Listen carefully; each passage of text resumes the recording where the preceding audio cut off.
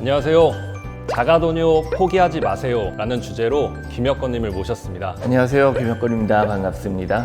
저는 BD코리아 세일즈팀의 배준열 과장입니다. 시청자 여러분들께 자기소개 부탁드립니다. 저는 더크로스라는 록그룹에서 노래하는 김혁건인데요. 교통사고로 이렇게 휠체어에 앉아있지만 다시 희망을 노래하는 가수입니다. 우리 김혁건 씨가 TV에서 노래하는 모습을 보면서 저 역시 감동을 했던 기억이 있는데요. 최근에는 끊임없는 가수 활동은 물론 대학교 강단에도 서고 계시다고 들었습니다. 지금은 사회복지과에서 사회복지를 공부하는 학생들을 지도하고 있습니다. 2012년 이후에는 활동하는 모습을 보기가 어려웠습니다. 2012년도에 오토바이 교통사고로 경추 손상, 사지마비를 가지게 돼서 2년 정도 병원 생활을 했고요. 몇 년 뒤에 계속 노래 연습을 해서 다시 무대에 올라서게 됐습니다. 그럼 병원에선 혁건 씨에게 어떤 판정을 내리셨을까요? 폐활량이 3분의 1 정도밖에 안 되고 다시 노래를 하는 건 어려울 것 같다고 이야기를 들었습니다. 강하게 내쉬어야 더 높은 고음을 낼 수가 있는데 저희 노래들이 전매 특허가 고음인데 제 노래들을 할 수 없게 된 거죠. 사실 몸도 힘들지만 다시 노래할 수 없고 일상으로 돌아갈 수 없는 마음이 더 힘들겠죠. 일상생활하면서 가장 힘들었던 순간은 언제셨을까요? 매 순간 힘들었던 것 같습니다. 일상생활을 하면서 평범한 것들이 가장 어려운 것 같아요. 배뇨 활동 때문에 사회생활에 굉장히 큰 지장을 받는데요. 가장 많이 아프고 굉장히 중요한 부분이죠. 그러면 혁건 씨는 어떤 도뇨법을 경험해 보셨나요? 지금 모든 도뇨법을 사용은 해보았는데 저는 다친 지 8년 차가 되어서 소변줄 그리고 시스토스토미, 넬라톤이라고 하죠. 넬라톤이 정식 명칭은 아닌 것 같지만 전부 다 사용을 해봤어요. 그 혁건 씨께서도 예전에 유치 도뇨법을 사용하셨을 때 큰 고비를 넘기셨다고 들었는데 그 경험담을 좀 설명해 주실 수 있으실까요? 병원에 입원 중이었을 때 유치 도뇨관이 막혀서 혈압이 굉장히 올라서 결국에 신장도 안 좋아져서 혈액 투석도 하고 치료를 많이 받았습니다. 번거로움과 위생 문제 이런 것들 잘 관리해 주어야 하는데 오늘 많이 알려주십시오. 네, 알겠습니다.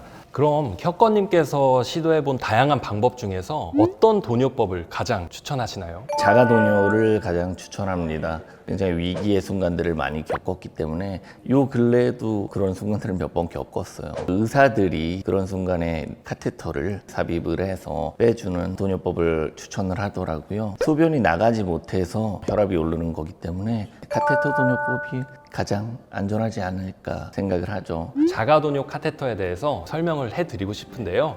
신경인성 방광 환자들의 인위적인 배뇨 그리고 잔뇨 배출을 위해서 환자가 직접 요도에 삽입하는 도뇨관으로 저도 알고 있습니다. 정의가 또 이해가 되셨나요?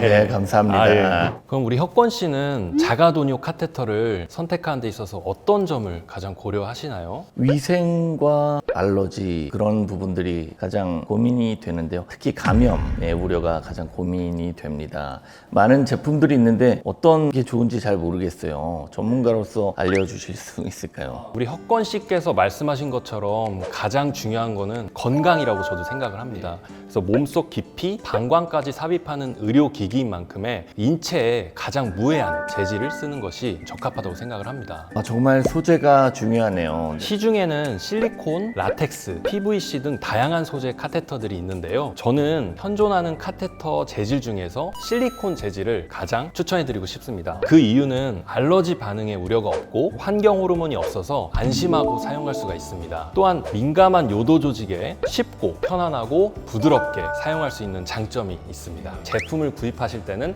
꼭 실리콘 재질임을 확인하시길 바라겠습니다. 사실 카테터를 구입하러 가서 어떤 제품이 좋은지 잘 모르기 때문에 추천해주는 제품을 쓰거든요. 일단 척수장애인 분들은 활동을 많이 하셔야 돼요. 그럴 때마다 휴대성이 가장 중요하다고 봅니다.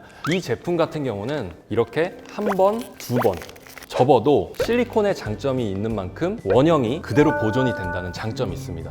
혁건 씨는 자가도뇨 카테터를 사용하면서 불편하거나 개선했으면 하는 점이 있으실까요? 아무래도 윤활제를 가지고 다녀야 되는 불편함이 있었던 것 같아요. 윤활젤이 또 카테터보다 더 크기 때문에. 맞아요. 하루에도 몇 번씩 사용해야 되는 제품인 만큼 편리하게 사용하는 것이 가장 중요한데요. 이 제품과 같은 경우는 이렇게 카테터 외벽에 윤활겔이 더블로 코팅이 되어 있습니다.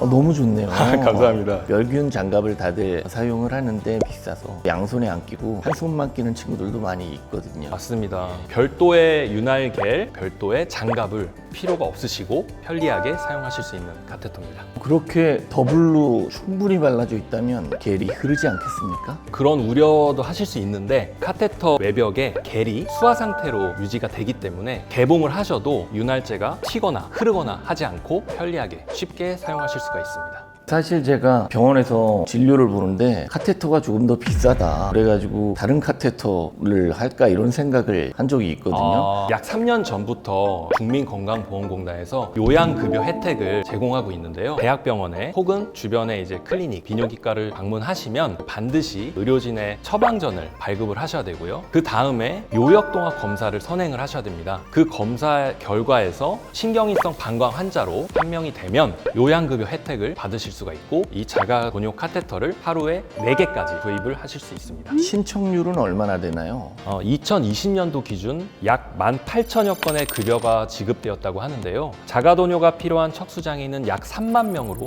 추정이 되고 한 사람당 1년에 최대 4회까지 중복 신청이 가능하다는 점을 고려한다면 자가도뇨가 필요한 환자 중에 많은 분들이 자가도뇨 카테터 사용에 대한 급여 혜택을 받지 못하고 계신 것으로 판단됩니다. 받아야겠습니다. 많은 척수 손상 분들이 더 높은 삶의 질을 누릴 수 있을 것 같습니다. 마지막으로 당부해주고 싶으신 부분들이 있나요? 네, 무엇보다 가장 중요한 점은 위생과 안전이라는 점 꼭 기억해 주시고요. 사용법을 숙지한 후에 사용하시길 권장드립니다. 자가도뇨 전에는 반드시 손을 깨끗이 하셔야 하고요. 카테터를 개봉한 후엔 곧바로 사용해서 외부에 오염되지 않도록 각별히 주의 부탁드립니다.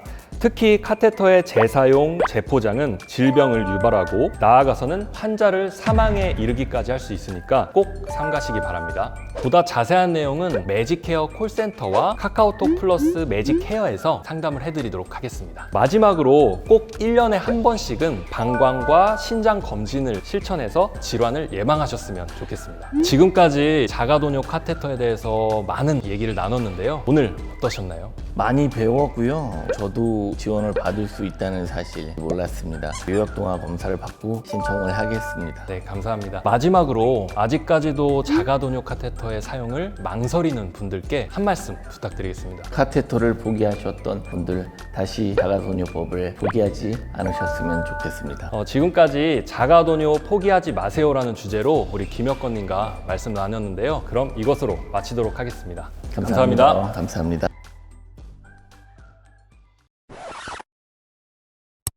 더크로스 하면 돈크라이, 당신을 위하여와 같이 노래방에서 노래 좀 한다는 분들이 굉장히 많이 불러본 노래들이 많아요. 불러보셨나요? 저도 불러봤죠. 돼요? 죄송합니다.